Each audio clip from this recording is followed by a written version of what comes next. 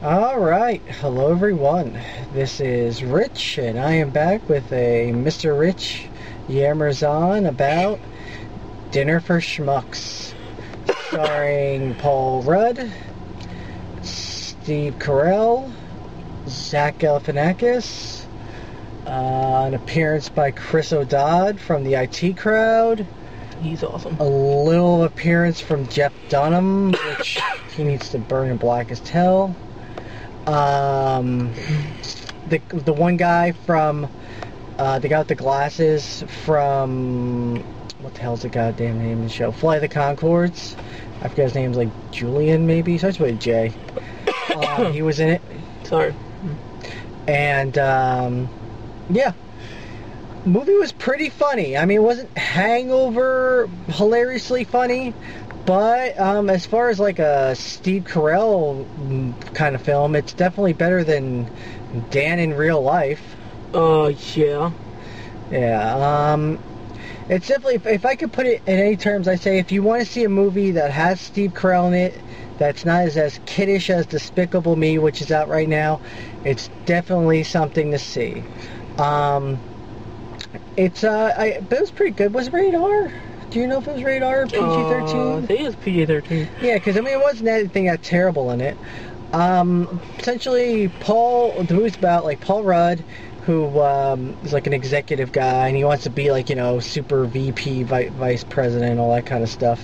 And he gets his chance, but he has to do this dinner, which is a dinner for idiots. And he meets up with Steve Carell's character by accidentally hitting him with his car. And you find out that Steve Carell's character, makes, I guess, dioramas would be the correct term? Yeah. Dioramas of scenes with dead rats that he, taxidermies into, certain scenes, which my girlfriend thought was very kind of gross. That is gross. That's not a normal kind of hobby. Well, yeah, but that's what makes it interesting. It's not interesting. I'm going to get a rat diorama for our house. No. That'd be great. It'll stay in the closet somewhere. It'll be mouse clowns. Ow, you hit me in the face. You're being a butt. Anyways, yeah, but Steve Carell is pretty brilliant, a very annoying character, but it was funny. It wasn't like I was annoyed. Paul Rudd playing the straight man, very interesting. But yeah, let me continue on with the story. Essentially, he has to go on for they take him to. Eventually, he goes to the dinner, which is almost at the end of the movie. Is a whole in between part of Paul Rudd and his girlfriend kind of shenanigans are happening where they're kind of what do I want to say? They're kind of they're at odds because she thinks he's cheating on her because of some girl that showed up. And Barry, that's Steve Carell's character, kind of fucked up the whole thing. Yeah. So, there's that middle part, which I was just dude, get to the fucking dinner. Yeah. Because it's called Dinner for Schmucks, not Paul Rudd futz around and trying to get his girlfriend through the whole movie. So yeah, the dinner was fucking hilarious. They had a weird lady who spoke to dead animals, this whole scene where they serve lobster or something like that, and the lady's hovering her hands over lobster, and she's reenacting the last seconds of the lobster's life, which is brilliant. And then you have Jeff Dunham's character, which I really don't want him ever to do any sort of movie ever again. Yeah. I really don't like Jeff Dunham. I want to beat him with a stick. Who else is in there? Chris O'Dowd, which I said from the IT Crowd. He played a blind swordsman or something. I guess, yeah. A blind fencing person. Yeah, he was, but that was not a fencing sword he had. That was a legit sword. That was a sword. He goes around. He gets pissed off because Steve Carell eventually reveals that it's a dinner for idiots, and Chris O'Dowd's character gets pissed off, and he thinks he's shutting off the lights, but he shuts off a half a light. And then he's ooh, I'm in the dark. And then he eventually cuts off the major guy's finger, and it's hilarious. Then you have the guy from Fly the Conchords who plays an artsy guy who's like a big time artist, and like he makes all these like big ass paintings of or like I guess Photoshop paintings or something of that kind of sort. And it was weird. It's like all animalistic, like him eating a squid and snake penises and stuff. He was strange. Yeah. But yeah, all in all, this movie was brilliant. I think it was very good comedy. Definitely nothing that like would be like remembered like Animal House or something of that sort. But it's definitely funny. It's definitely a movie that you would see like on a Sunday afternoon, like I did, just to see a good old comedy. And for that, I think I will give it a B-. Yeah. Yes. I'd give it a C. Give it a C? Yeah. Give it a C. Why C? I don't know, because some parts annoyed me. Yeah. So I was like, eh. Well, the only reason I'm giving it a B- is because of the fact that you had to deal with the Paul Rudd girlfriend in between getting to, like 30 minutes of bullshit to get them to the actual fucking dinner.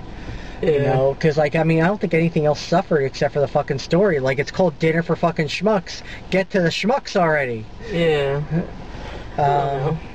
Like, I thought it would be funnier. Yeah, I thought it would be funnier, but, like, you know, I mean, it was an underuse of Zach Galifianakis, I think, in some ways, and I think it was an overuse of Steve Carell to a point where it was just, like, I think he was over-trying. Yeah.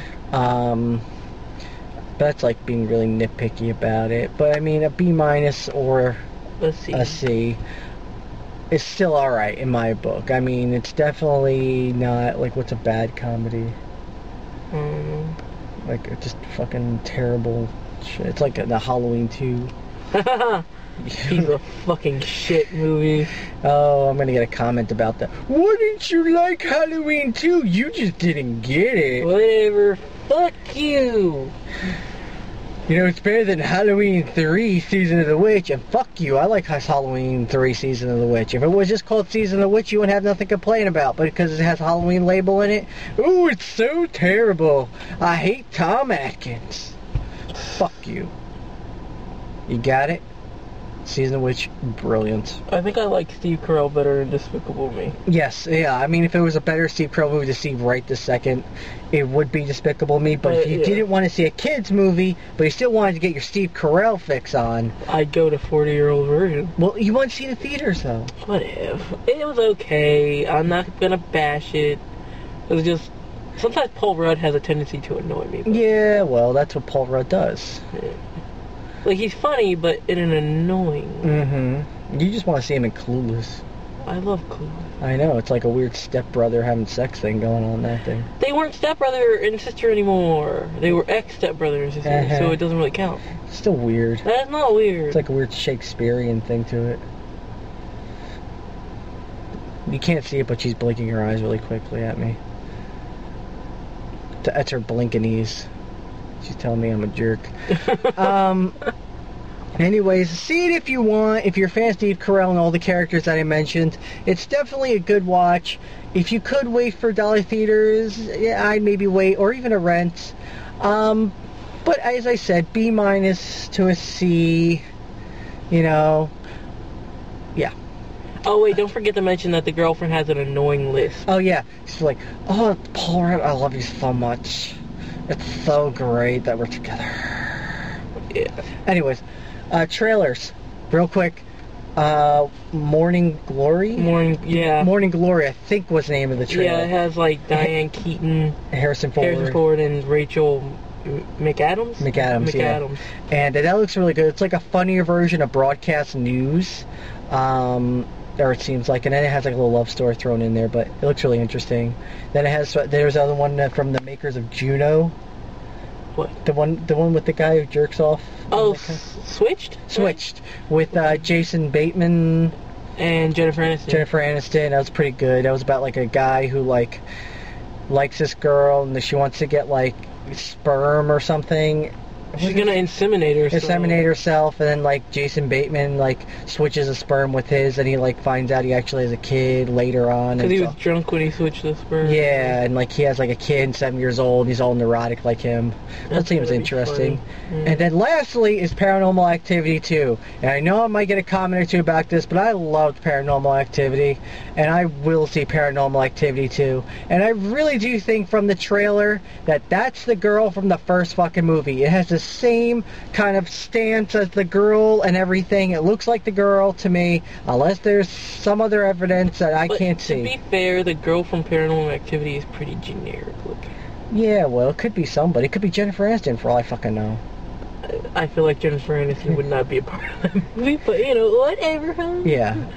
I mean, it really could be anybody, but if I had to guess, it might be Jennifer, not for Jennifer, the chick from Paranormal Activity 1. But it does look scary, and I will be seeing it, and you will see a review on that movie.